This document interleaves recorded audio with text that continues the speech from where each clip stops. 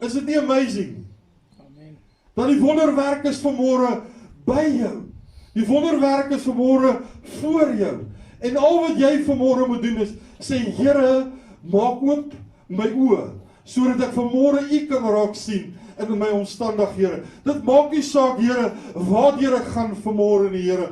Daar waar ek gaan vanmôre, Here, dit waarheen ek gaan vanmôre, Here, ek sien U daar raak, die lewende water. Here, ek sien U raak, Here, en U is groter as my omstandighede. U is groter as die werklikheid van hierdie wêreld. Here, want U is God, U is die wonderwerker. Here, U is die geneesheer.